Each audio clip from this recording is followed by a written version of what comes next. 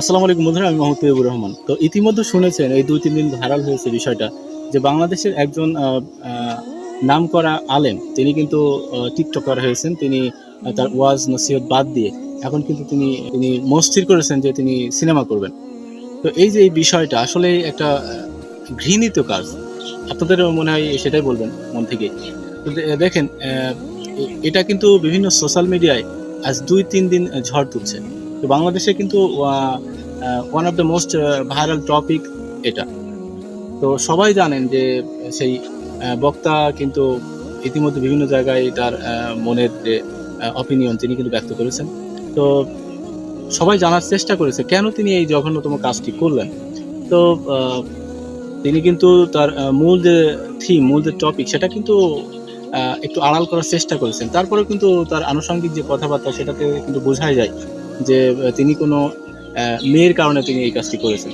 তো অনেকে বলেছেন যে এটা কিন্তু সমালোচনার জন্ম দিয়েছে ব্যাপক হারে। তো তারপরেও তিনি তার নিজের মুখে স্বীকার করেছেন যে পারিবারিক কিছু চাপ ছিল। তার কারণে তিনি এই পথটা বেছে নিয়েছেন। দেখুন আপনি একজন আলেম মানুষ, আপনি মানুষকে দিনের পথে ডাকতেন, আল্লাহর পথে ডাকতেন। আপনি একটা ওয়াজে বলেছেন যে যাদের আল্লাহর ভয় থাকে অন্তরে তারা কিন্তু খারাপ কাজ করতে পারে না। তো আপনি একজন আলেম মানুষ। কিভাবে আপনি এই কাজটি করতে পারলেন? আপনার তো অন্তরে আল্লাহর ভয় আরো বেশি করে থাকার কথা। তো আপনি কিভাবে কাজটা করলেন? দেখেন, আপনি মানুষকে আল্লাহর কথা বলতেন, মানুষকে ভালো পথে আনতেন।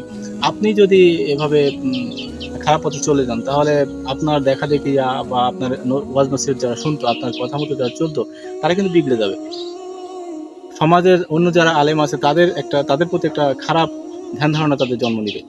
তো এটা আদৌ আপনার উচিত হয়নি।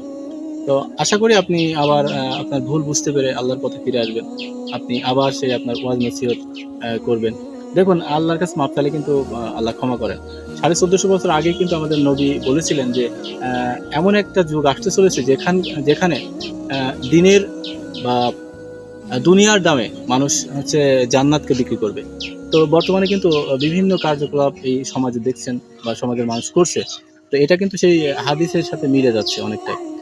তো আপনাদের কাছে একটাই কথা যে এই যে বিজ্ঞ আলেম তিনি যে কাজটি করেছেন, আসলেই নিতান্তই খুব খারাপ কাজ। আমার কাছেও খারাপ মনে হয়েছে। সেজন্যই ভিডিওটি করা। তো অবশ্যই সবার কাছে একটাই রিকোয়েস্ট থাকবে যে যারা দ্বীনের দাওয়াত দিচ্ছেন বা যারা আল্লাহর পথে মানুষকে ডাকছেন, তারা অবশ্যই আগে নিজে ভালো হবেন। নিজে ভালো হয়ে মানুষকে ডাকবেন। এই যে আপনি আপনার ইসলামিক যে ওয়াজ নসিহত ছেড়ে এখন টিকটকার হয়েছেন। খারাপ পথে গেছেন। তো এই যে আপনার এই ভিডিওগুলো যারা দেখছে, তারা আপনার যারা ফ্যান ফলোয়ার আছে, তারা কিন্তু এই খারাপ পথে যেতে বাধ্য হবে। কারণ আপনাকে অনুসরণ করে তারা। আপনার কাছ থেকে কি শিখবে তাহলে জাতি?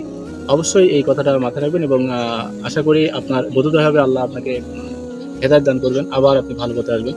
তো আমার কথা এটুকুই। ভালো থাকবেন সবাই। দেখা হবে কথা হবে নেক্সট কোনো ভিডিওতে। সে পর্যন্ত ভালো থাকবেন। আসসালামু আলাইকুম।